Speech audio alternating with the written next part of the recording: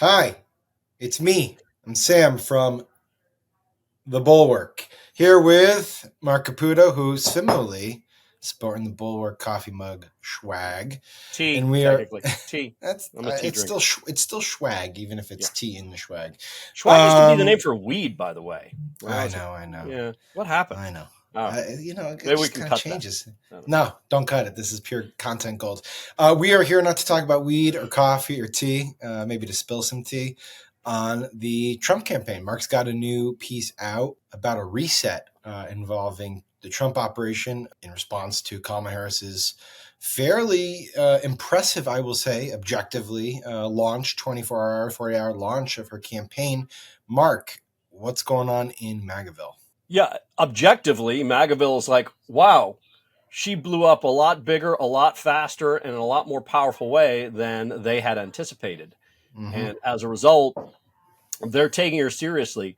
One of the people I'd spoken to at the Republican National Convention from the Trump orbit was fretting to me at the time, saying, we're already measuring the drapes. We're going to jinx ourselves. Like, it's too good to be true. Well, a few days later, the jinx happened when Biden Yeah, I was withdrew. gonna say I was in the convention with you, Mark, Right. at the site.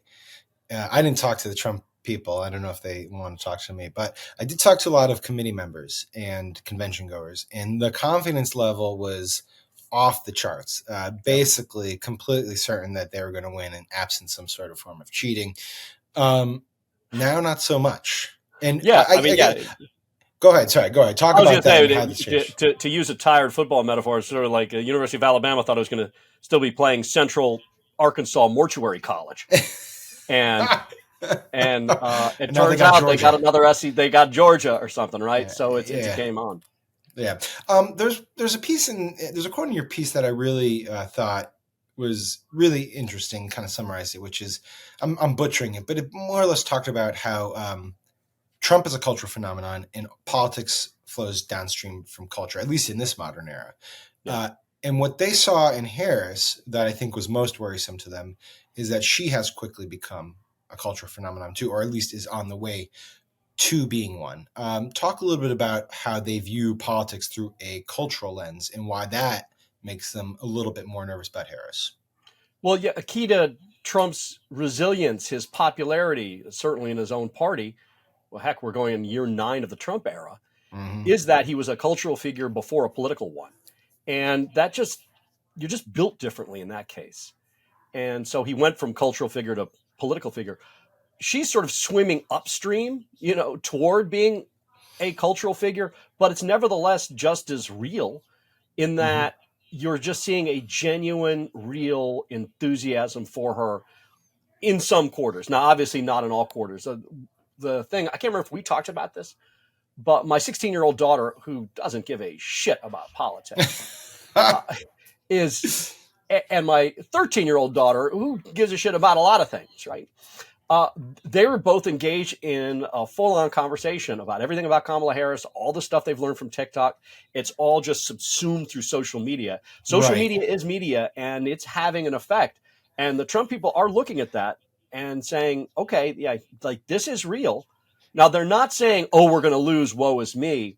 They know that they're in a period where she is going to get a lot of positive media coverage, both earned and unearned, and I'm sort of punning intentionally there, Uh, and they need to sort of weather that storm. well, and the other thing that's interesting about it is that when politics is sort of more confined and not about pop culture, the kind of the battlefield is easier to play on, right? Like you can run television ads back and forth, you can do conference calls back and forth with reporters, you can that's the type of stuff. But when it becomes like, trending on TikTok and, you Yep. know, your short reel videos and things like that, and which celebrities are, singing your praises on Instagram, like that becomes a lot harder to fight. And I think that's kind of where Harris really advances the ball from Biden.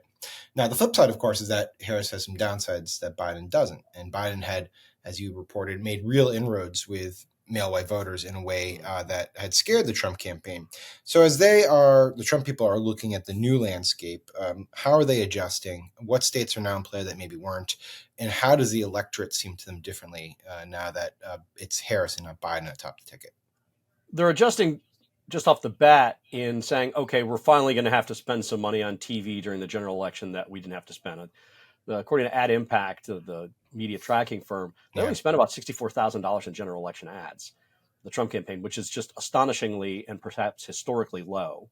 But because Harris has started to dominate or just blow up in the earned media space, the Trump campaign is like, okay, look, we're going to actually have to spend some money on paid media to get our message out and sort of counteract that. Right. So that's one thing. As far as the states that are in play, I don't think any new states are in play, but new states. Not Georgia? Come on, man. Georgia. Those polls have closed fast. You're not buying it? Well, it was always in play. It's a swing state. Yeah, but it was trending very much away from the Democrats up until about 4 or 5 days ago. I will spot that people might have perceived it that way, but as an inhabitant of a former swing state who used to just feast off of being a reporter in Florida as it being a swing state, don't take a swing state lightly. I mean, so Georgia, in my view, has always been a true swing state, or at least it became one. And until we see it stop swinging, it's going to be that. It was going to have a close margin, I think, anyway. How has your professional life changed when Florida stopped becoming a swing state? Do you miss it? Oh yeah, I mean it was a lot easier, right? Well, just in the last cycle, in 2022. God, what year is it? Is it 2024? Yeah, that's right. In 2022, I barely covered the Florida Senate race. Rubio's reelection against Val Demings. Normally that would have been a barn burner, but it was like, no way was I going to do it. Yeah. Same with DeSantis's reelect. I barely covered it. I covered more of Georgia and more of Arizona. Now you're a big national. You're a national name now. You've gone primetime. Let's close with this. The other element of the race that's been the sort of buzzy stuff is not just Harris but Vance, right? Like, fuck your couch. You can say fuck your couch. No, we're not doing that. We are not doing that. I got too edgy. I would say if Harris's launch has been, I don't want to say flawless because there's flaws in everything, but if it's gone extremely well, I would argue that Vance's launch has gone the opposite way. It's been rocky. Yep. Where do things stand inside Trumpland about how this is going? Are there regrets at all that you've picked up on yet? Are they going to try to revamp what he's doing? Because mostly it's been fundraising, a few rallies here and there, and he did Don Jr.'s Rumble show, but I haven't really seen much media outside of that. Yeah, and the media you have seen of that is just Don Jr. asking questions in an odd way. I'm not sure that really broke through. I think if there's any misgivings that I've been able to detect so far from my sources and understand, like Trump world is a big fractious world where parallel lines sometimes do and sometimes don't intersect. I'm not getting the feeling that there's buyer's remorse.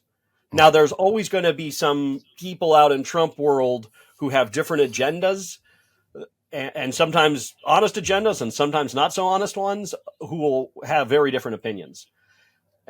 Sometimes the candidate will have contradictory opinions simultaneously, right? And they'll both be true somehow. But I mean, that's just sort of Trump world. But it's beyond a doubt that the Vance rollout has been rocky.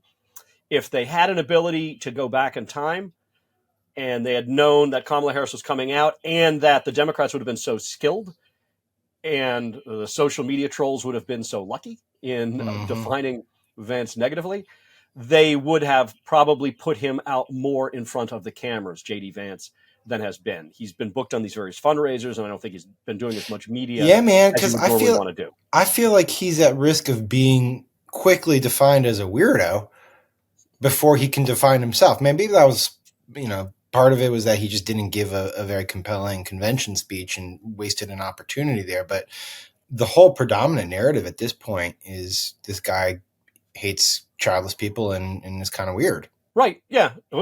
Stick around. We'll see if it changes. We'll see. Right. Hell, if we had had this conversation, 8 days ago? Well, to bring it back to pudding, though, to Florida, though, that was the thing. It's like people are comparing this to Ron DeSantis in the pudding eating, right? It's like the couch stuff was like, the couch stuff, you can Google it if you want to. It's not true, but like it's a made up thing that similarly with Ron DeSantis's pudding eating, I believe, and it just kind of took on a life of its own and then ended up becoming like a contributor to this public perception of the person. And I feel like we're living through something similar right now. Yeah, not helpful. Also, not helpful. No, not helpful. Thank also, you for your analysis, Mark. Yeah, I also do question how the AP could have written a story like, nope, JD Vance didn't fuck his couch, right? Yeah, like, but they took it down because I guess they can't fully disprove it. They weren't there with the couch. Yeah, in some ways makes it worse. There's that, and I can't quote it directly, but there's that famous story about LBJ telling some advisor like, we're going to call him a pig fucker, and then someone says, well, we can't call him a pig fucker. He's not a pig fucker. It's like, no, I just want him to deny he's a pig fucker. Yeah, exactly. So now he has to deny he's a couch fucker. And yeah, I don't think the media has covered itself with glory in that regard. Well, I will say this, the media has not reported the AP fact checked it, but the difference between the pudding story and the couch story is that the pudding story started as a reported story in the Daily Beast. The couch story was just some weird made up internet thing that I don't know how these things take on a life of their own and catch fire, but this one did, and then suddenly it was everywhere. And then the AP was like, "No, he did not fuck a couch," and then they took their story down, and then we're like, "Why did you take your story down?" And then now it's like all over the place. There's videos of Danny DeVito in Always Sunny in Philadelphia coming out of the couch. It's just like very bizarre. And again, to try to bring it to the realm of the serious. You end up sort of getting weirdly defined by these things if you don't define yourself, I suppose. And maybe the mistake they made was that they didn't let him get out there more to quickly define himself. Yeah. The other thing is the fact is JD Vance is part of sort of that younger edgelord generation of podcast era conservatives. And while he obviously he said it on Fox and not on a podcast, but there are some quotes that are obviously just kind of coming back to haunt him, which happens with sort of a new figure who comes onto the national scene, running for president, they say is an x-ray for the soul, maybe an MRI or something. And yeah, now he has this childless cat lady thing that is sticking. And to your point, there are these different kind of threads that can start to build a narrative. And what we're going to have to see over the next few weeks, is how skilled they are at sort of counteracting that. Yeah, I'm sort of wondering what they do. There's ways you can go about it, right? I guess in traditional ways, you could just sit them down, do an interview with a mainstream outlet.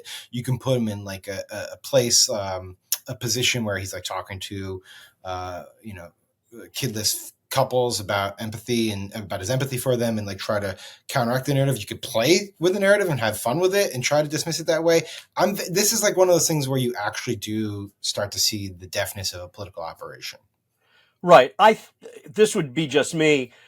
You're not going to send him to a Bob's Discount Furniture Store. That's you don't want to send him to the Sofa King. It's Sofa King awesome, right? Yeah. I think the thing is he is a skilled communicator. He is a smart guy. Yes, he did give a flat speech at the convention. I think you would want to place him smart. Yeah. You'd want to place him in front of a few, either in some gaggles to talk about it, or maybe a few or one sort of high profile sit down interview like No Holds Barred. But I'm not sure what the campaign's plans are there. What I can tell you is when I'm talking to them, and I could be snowed, right? So just to be very clear, I acknowledge that. But in talking to all the people at the campaign I talk to and the people who talk to Trump, I'm not hearing in their voice the fear, the concern, the anger. Like when they answer the phone, they're like, hey, how's it going? They still sound okay. Losing campaigns communicate their losing through their tone, their pettiness, their whininess. Right. I'm not hearing that right now. Well, yeah, I suppose. I guess the counterpoint is Trump's kind of reverted. Not that we ever thought he'd be a unity guy, but he's kind of reverted back to his classics. Mr. Hyde is back, baby. Mr. Hyde is back. And he's going off on Chris Wray. He's, laying the groundwork to get out of the debate. I'm not saying it's nasty, but it's not it doesn't give off the whiff of that we detected not even a week ago where it was just we got this in the bag. Let's think about, the next steps. Yeah, I see the debate thing, and it could be wrong, and his sort of just general kind of demeanor, kind of chaotic, is okay, it's time to go back to the chaos card, right? Mm-hmm. So undoubtedly, he and the campaign know that she's a better candidate than Joe Biden, but that is the lowest of bars. That said, it wouldn't surprise me if Donald Trump saw all the attention she's getting and realized, like, okay, the way we're going to get attention here is we're going to suggest that we're going to withdraw from now for the debate with her, and we're Right. going to call Barack Obama Barack Hussein Obama, like right. Yeah. Now, whether that's a good idea or not is a totally separate matter. But I see that in the context of Donald Trump wanting to re-seize the spotlight. And cause the chaos. attention economy, the attention economy is what There it it is. is. All right. Marc Caputo, thank you for bringing us into the couch discourse. I had avoided it up until now, but I appreciate it. Please do read his story, which has nothing to do with couches, at thebulwark.com, and keep coming back for more.